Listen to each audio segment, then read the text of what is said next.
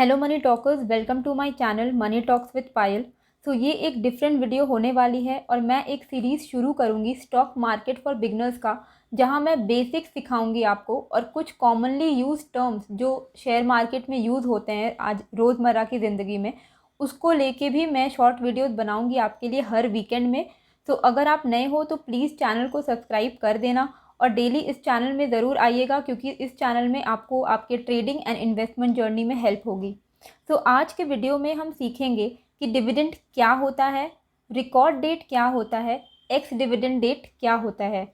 क्योंकि आए दिन कंपनीज डिविडेंड डिक्लेयर करते रहती है और डिविडेंड से रिलेटेड वर्ड्स अगर आपको पता होंगे तो आपको आसानी होगी डिसाइड करने में, ये समझने में कि आपको शेयर्स कब खरीदने हैं या बेचने हैं, ताकि आपको डिविडेंड का जो बेनिफिट है वो मिल सके।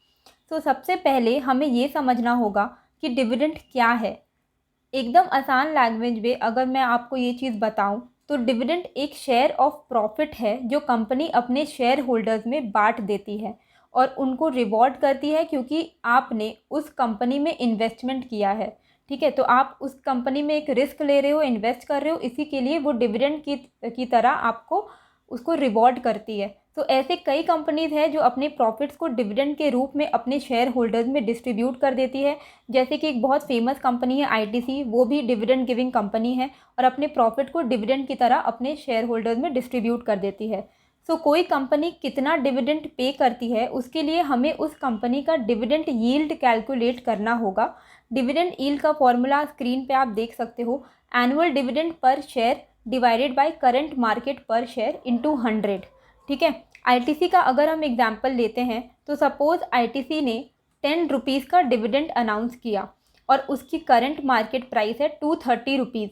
तो अगर आपको डिविडेंड यील्ड इस कंपनी का निकालना है तो आपको करना होगा उसका जो डिविडेंड पर शेयर यानी 10 रुपीज़ डिवाइडेड बाय कंपनी की मार्केट शेयर प्राइस यानी 230 रुपीज़ इंटू 100। सो 2.17% हुआ इसका आईटीसी का डिविडेंड यील्ड पर एनम। ठीक है, इसी तरीके से आप एवरेज निकाल सकते हो। अगर आपको 5 साल का डिविडेंड यील्ड का एवरेज निकालना है तो आप 5 साल को प्लस करके डिवाइडेड बाय 5 करोगे तो आपका एवरेज डिविडेंड यील्ड निकल जाएगा। कंपनी जब डिविडेंड परसेंट में अनाउंस करती है, जनरली वो अमाउंट में भी अनाउंस करती है, साथ ही परसेंटेज में भी अनाउंस करती है। सो वो हमेशा अपने फेस वैल्यू के ऊपर अनाउंस करती है।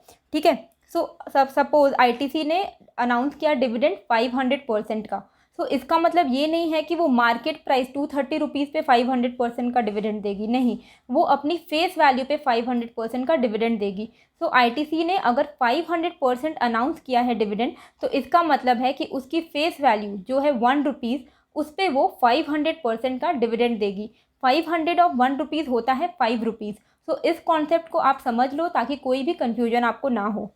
ठीक है, अब आते हैं 4 ऐसे इंपॉर्टेंट डेट्स जो डिविडेंड अनाउंसमेंट में बहुत ज़्यादा इंपॉर्टेंट है और कॉमनली यूज टर्म्स हैं।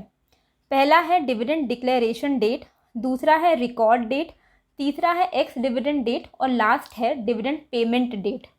ठीक है, सो डिविडेंड डिक्लेरेशन डेट वो डेट होती है जिस दिन कंपनी अपने कॉन्फ्रेंस में शेयर होल्डर्स के लिए डिविडेंड और उससे जुड़े सारे डिटेल्स अनाउंस करती है और साथ ही उसका रिकॉर्ड डेट भी अनाउंस करती है। रिकॉर्ड डेट कंपनी अनाउंस करती है एंड एक्स डिविडेंड डेट है वो कंपनी अनाउंस नहीं करती है।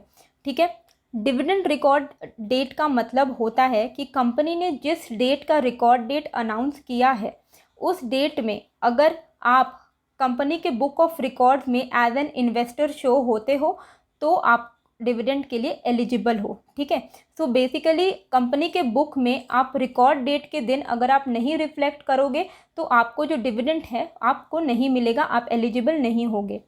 अब रिकॉर्ड डेट के दिन कंपनी के बुक्स में आने के लिए इम्पॉर्टेंट होता है एक्स डिविडेंड डेट।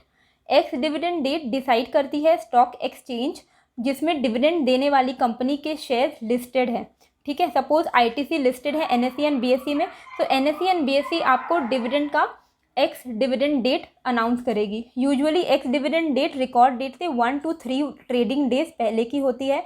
इसका मतलब वो एक कट ऑफ डेट है। इसका मतलब सिंपली इतना है कि एक्स डिविडेंड डेट या उसके बाद आप शेयर्स खरीदोगे तो आपको डिविडेंड नहीं मिलेगी, आपको उससे पहले खरीदना होगा।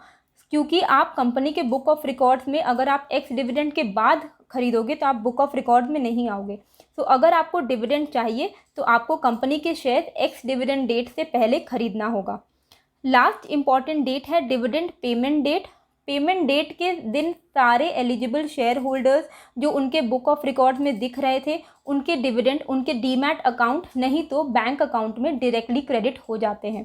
बैंक मैंडेट अगर आपका रजिस्ट्रार के साथ रिकॉर्डेड है तो डायरेक्टली आपके बैंक अकाउंट में डिविडेंड आ जाएगी, नहीं तो आपके डीमैट अकाउंट में वो जो अमाउंट है पेमेंट डेट के दिन क्रेडिट हो जाएगी। सो एक क्विक समरी हम स्क्रीन पे देख लेते हैं। डिक्लेरेशन डेट यानी वो डेट जिस दिन कंपनी ने डिविडेंड अनाउंस किया।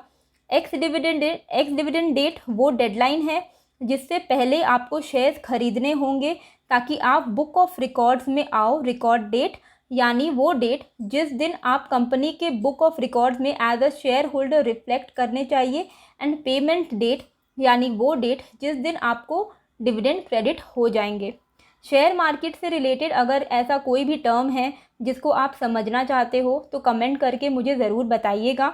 मैं हर वीकेंड ऐसे बेसिक्स अपलोड करने की कोशिश करूँगी। वीडियो अगर हेल्पफुल लगी हो तो लाइक शेयर एंड सब्सक्राइब ज़रूर कीजिएगा एंड कमेंट करके भी ज़रूर बताइएगा। मिलते हैं फिर एक नए वीडियो के साथ। Thank you.